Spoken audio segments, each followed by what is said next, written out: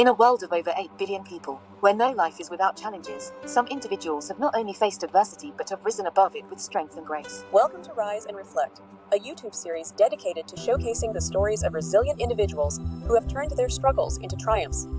Through their stories, we hope to ignite a spark within you. As Nelson Mandela once said, "Do not judge me by my successes. Judge me by how many times I fell down and got back up again." This series embodies that spirit. Join us as we explore the lives of these resilient soldiers, whose paths may not have been smooth, but who have walked them with purpose and determination. Hi everyone, welcome again to Rise and Reflect. Today we have Owayne Honeyghan. How are you doing, Owayne? I'm doing great, thank you, and thank you for having me on your podcast. Awesome, and big ups to Courtyard Marriott Hotel for hosting us. So Owayne said, you're gonna edit the video. I'm gonna tell him we are doing these videos unedited because we really want to share everything with the people. We're going to have a conversation, Owayne. Just a conversation, alright? Which is fine. Yes. But all I'm saying is, if there are any mistakes that I don't think should be included, then I would want to remove those.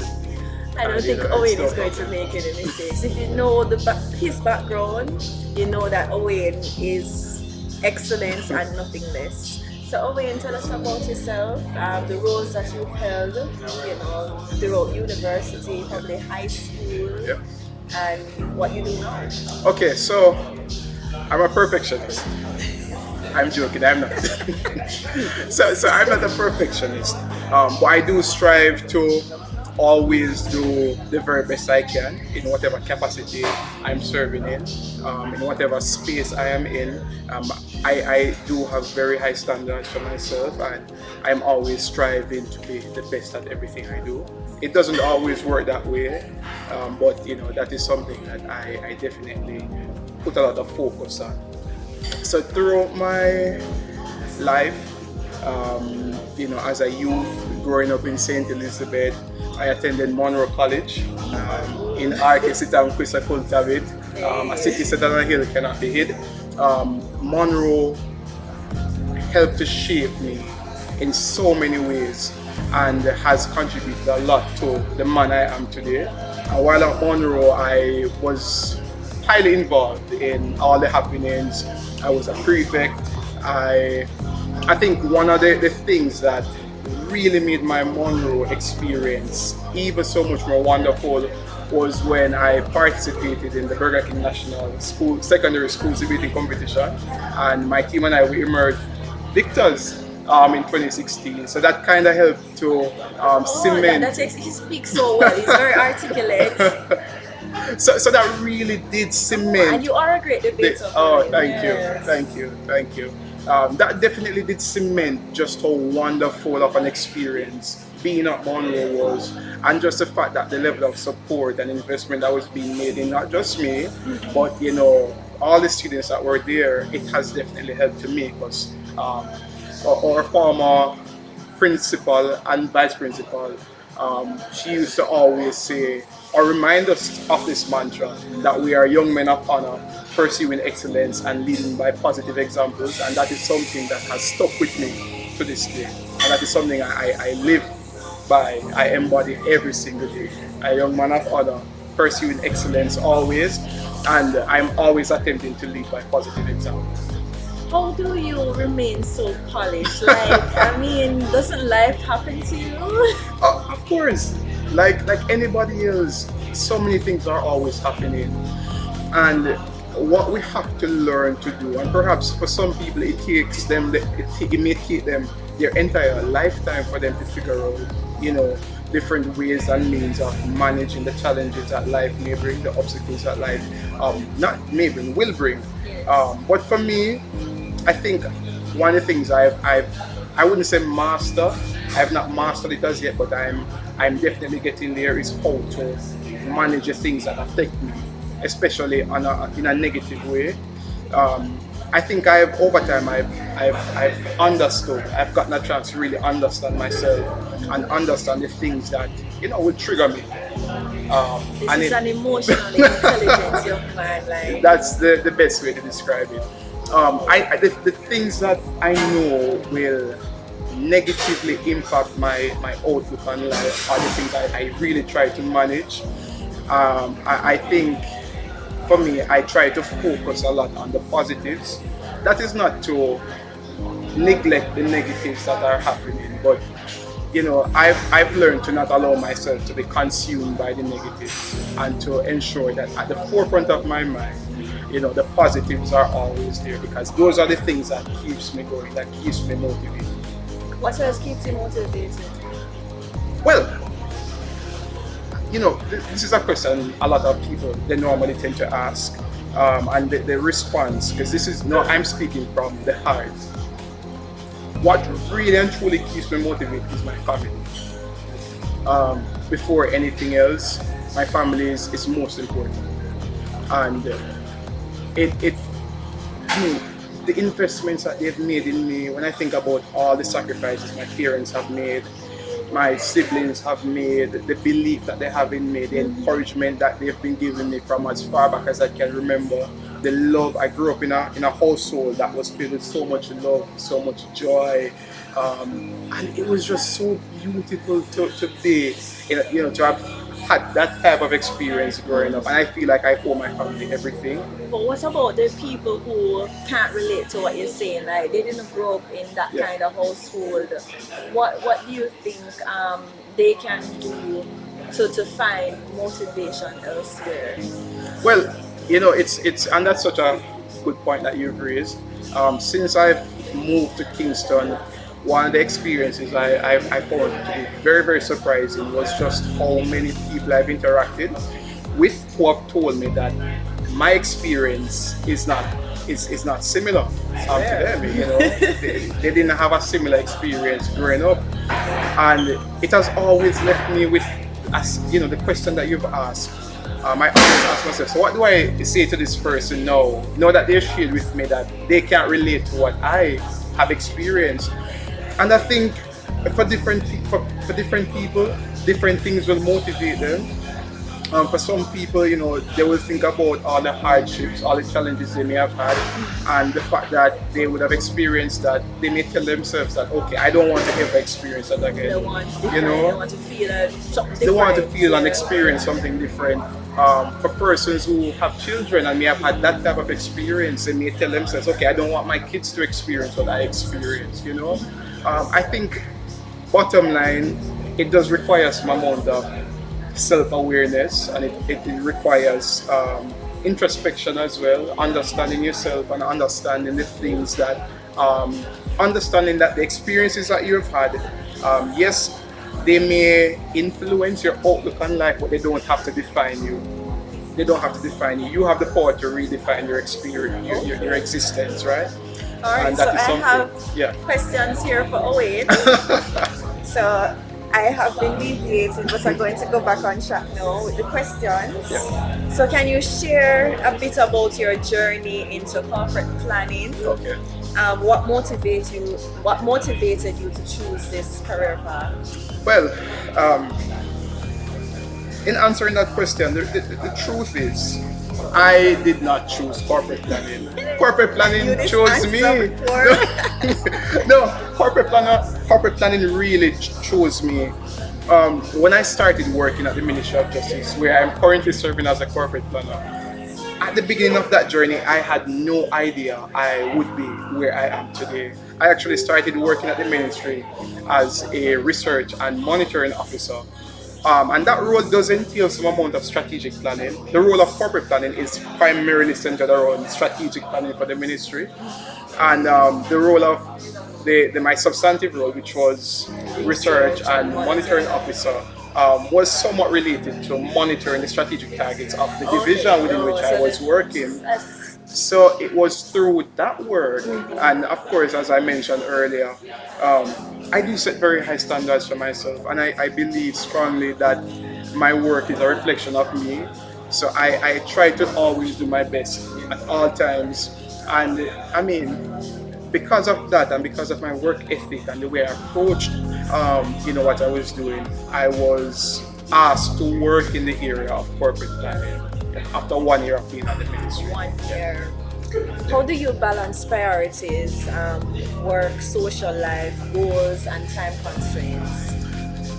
Wow, the question of balance. I think it's an age-old question. You know, some Well, people, a lot of people struggle with it. a lot of people, and some people go their entire lifetime without figuring out how to really and truly balance. And the reality is that for some people, they will never be able to balance. But for me, what I've tried to do, because I think I'm still learning, I'm still learning the art of balance. What I've tried to do is to prioritize the things that are most important to me, or the things that the implications of not doing them or completing them is too big. So I try to prioritize those things first. As I mentioned, family is very important to me. So I do try to make the time for my family, my academic and my professional development is also very, very important for me. So over the years, I've definitely had to make the time and dedicate a lot of time to ensuring that those two elements of my development were a lot of priority was placed on them. Gets the attention that it Definitely, yes. So it's really about understanding what is important to you and ensuring that those things become priority over all this.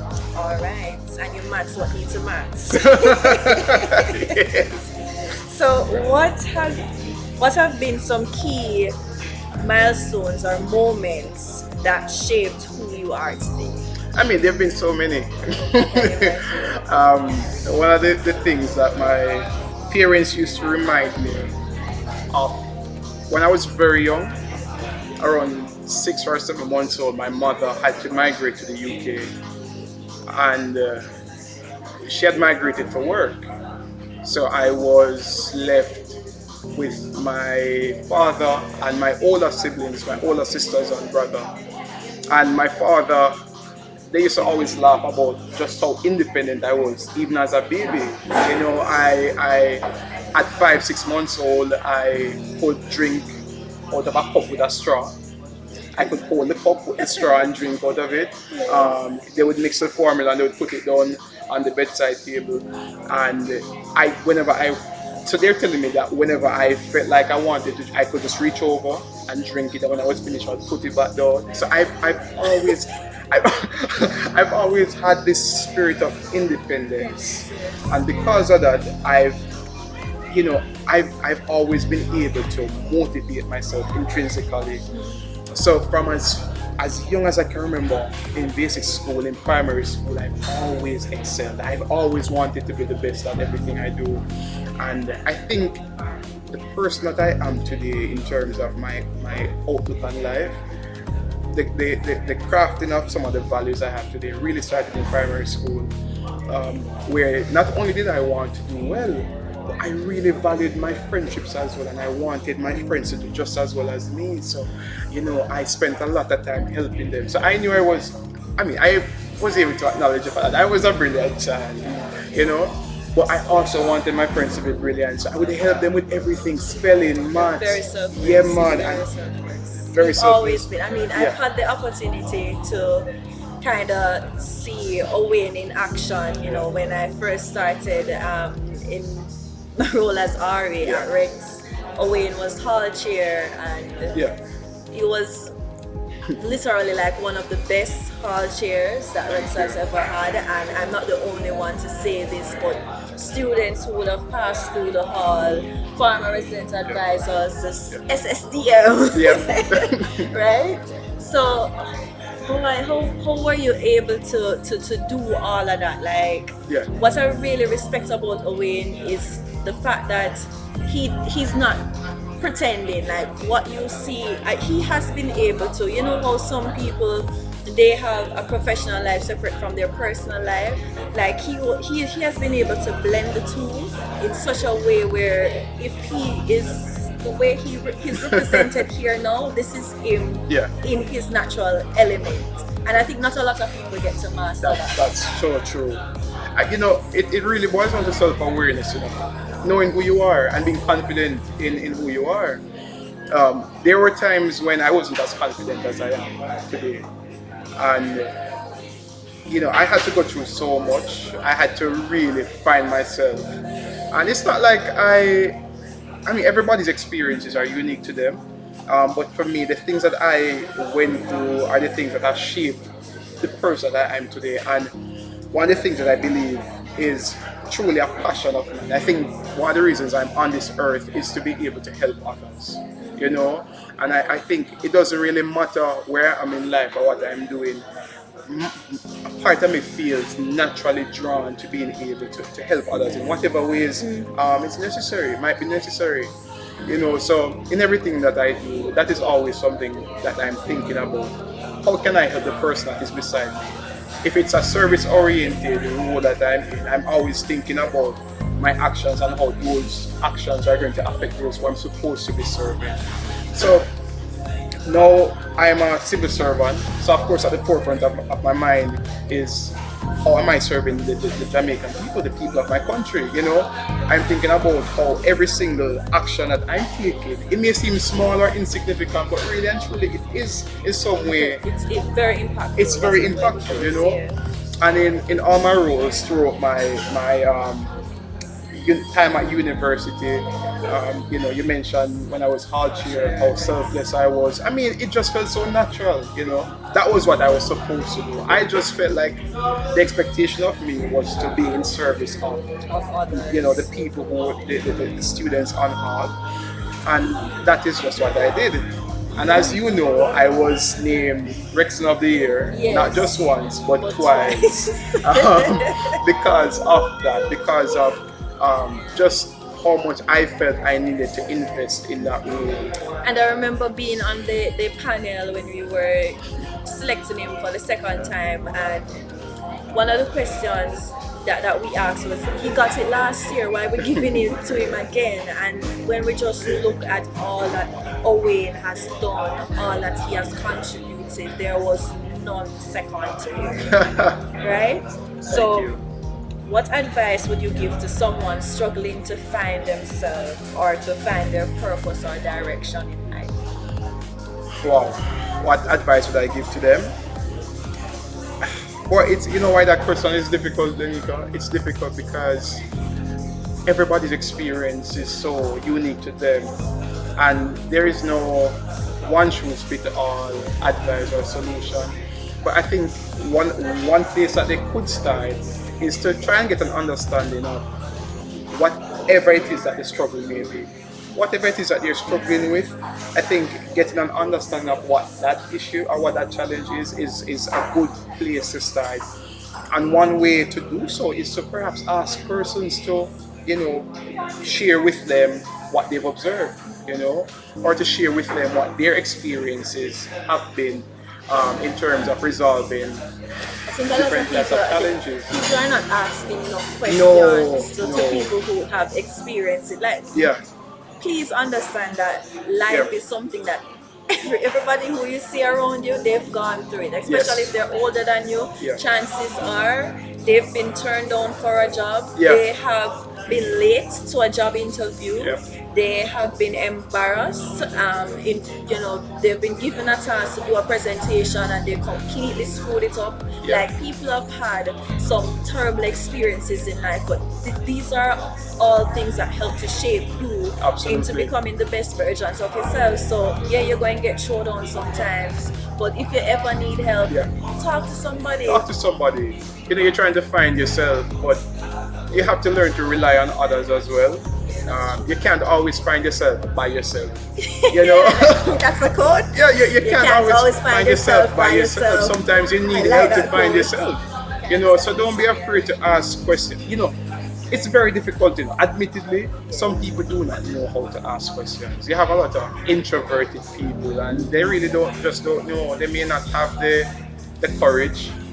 Some just don't have the skills. Send a message, DM people. They might not respond, and that's completely fine. It's okay. Let me tell you, take the shame out of asking for help.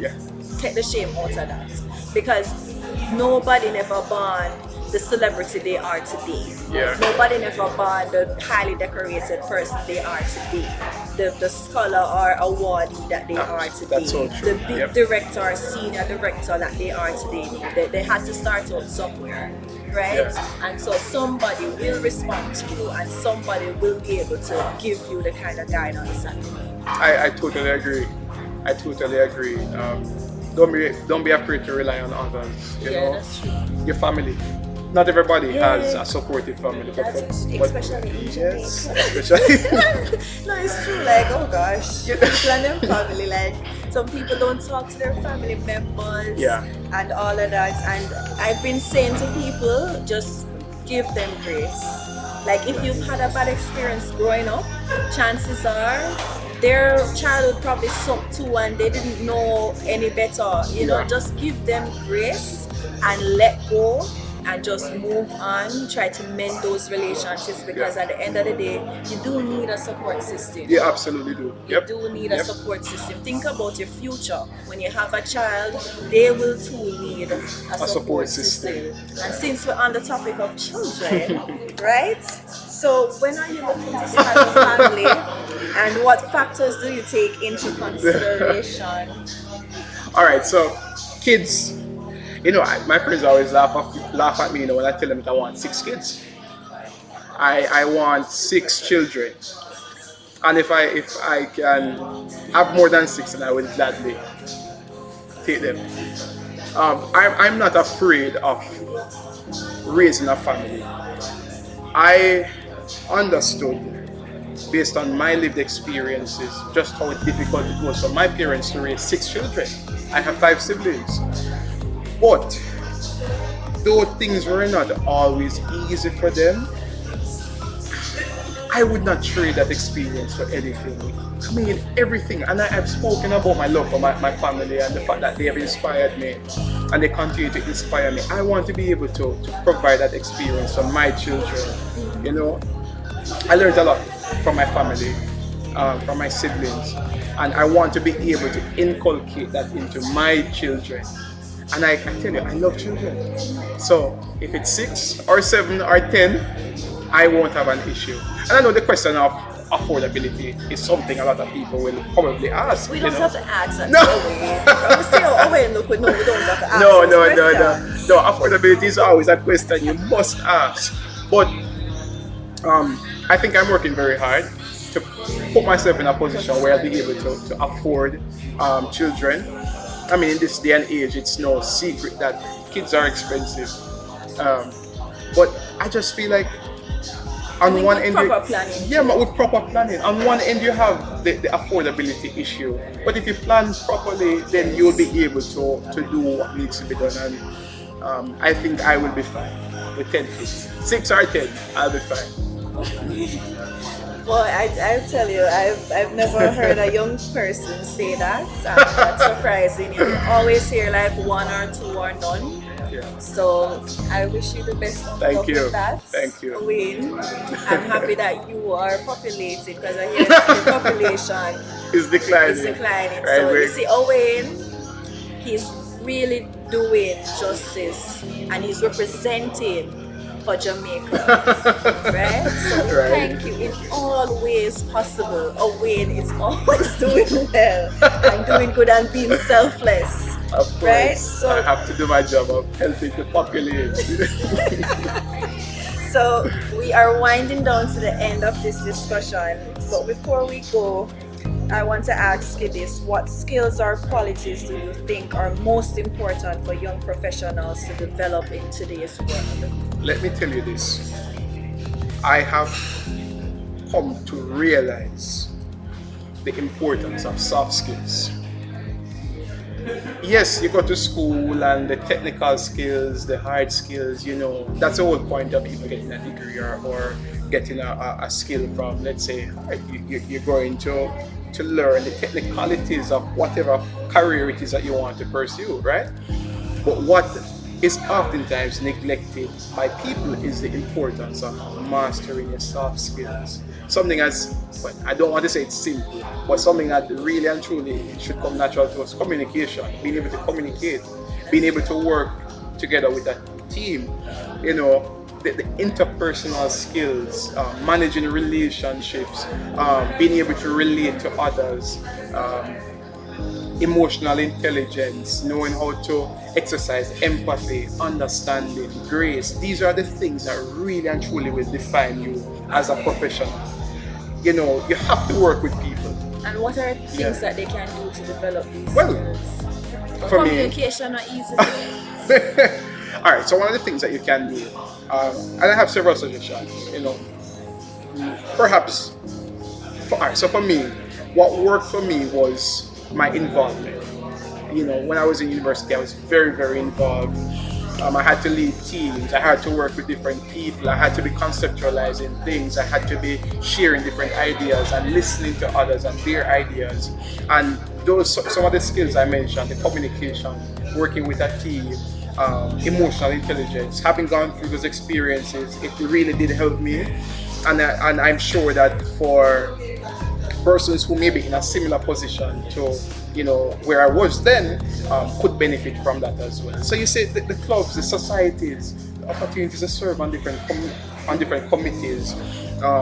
You're in class and you probably have a group assignment. Don't shy away from, you know, participating in those types of experiences, because a part of your university experience is to sharpen those skills, right?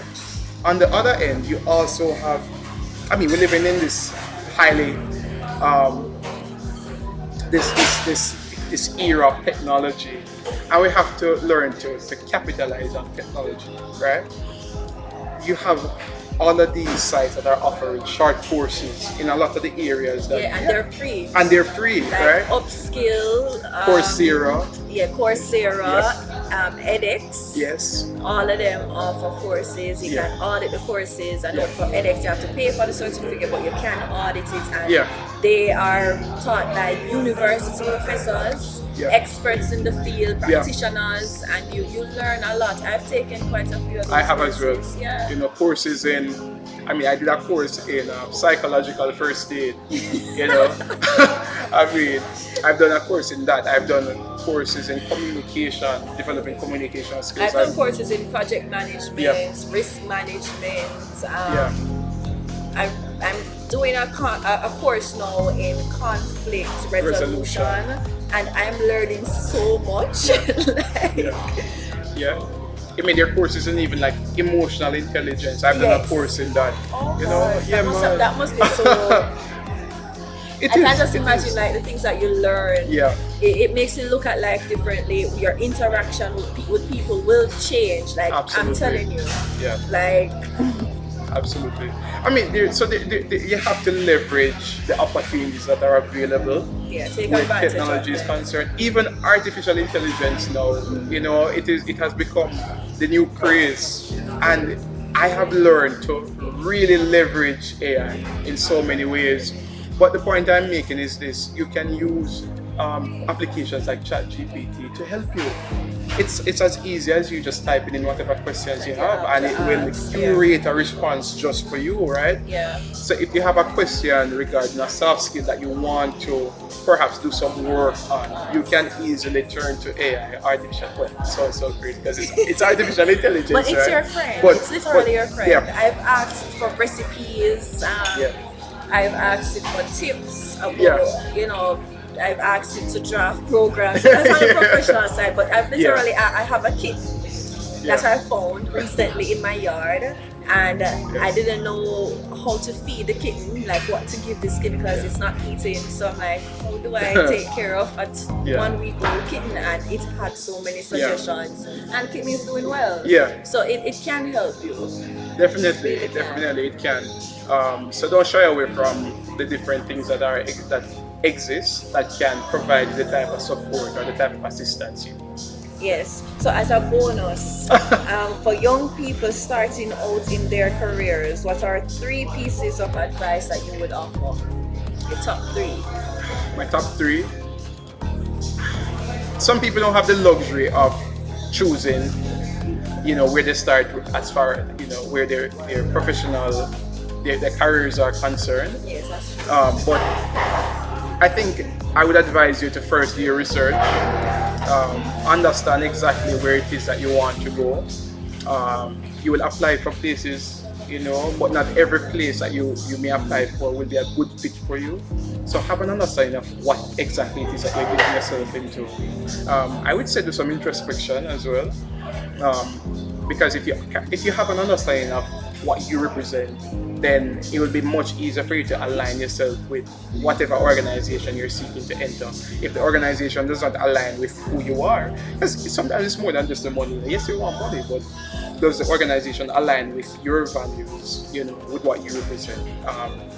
That's the second thing. And the third thing I would say is, yes, I will 100% endorse getting a degree. I've seen what getting a degree has done for me and how it has transformed my life. But not everybody wants to go the route of going to university. And we're reminded so often in this day and age that you don't need a degree to be successful. So find what works for you. Find whatever. And there is the Heart Trust NTA Yes. that offers skill development. Skills are needed: carpentry, Yes. electricians, like hairdressers make a lot of money. Especially now. Exactly. Yeah. Your mechanic Cosmetologists, is making a lot of money at one Yeah. time. You know how much money it costs to service a vehicle. Yeah. And all Yes. these things. Painters are making money because they're getting big contracts to paint plazas and all of that. Yeah. So don't think small, because you can monetize and multiply up Yeah. any skill, And any you may business have, that yeah. you might conceptualize. Yeah. So just to wrap that point up, don't limit yourself. Yeah. Try not to limit yourselves. Yes, I do endorse getting a university degree, but don't just sit down. Even if the university route is not something you want to pursue, don't just sit down and expect that things are going to fall in your lap. You have to really go after the things you want. University may not be it, but go and get a skill. Get something that will help to make you more marketable. Get something that will help you to be able to conceptualize, a way for making money. The reality is that people will not take you seriously if there's nothing behind your name. Nobody's going to trust what you have to say. I love how you're being honest with that. It's the truth. Like a lot of us, we feel Yeah. as if we're making up things, but it's true. It's true. You have to have these things behind your name. It's Yeah. just credibility. Like when Yeah. you define the word credibility, that's Yeah. what comes up. Yes. Yeah. Yeah. So, Yeah. and So- sometimes association helps. So you might not Yeah. have a PhD or master's, but if you are associated with a good company Yeah. and you are associated with good perceptions in terms of you're deemed to be somebody who's very competent, Yeah. very Trustworthy. experienced Yeah. and trustworthy, Yeah. then that can carry you so far. But still, if you're able to couple that with some of the things that Owayne would have said, then it can probably help you. Definitely. I 100% agree. Yes. Yep. All right. Well, that's Rise and Reflect. Thank you so much for joining us today. Thank you for having me. It was fun. Yes.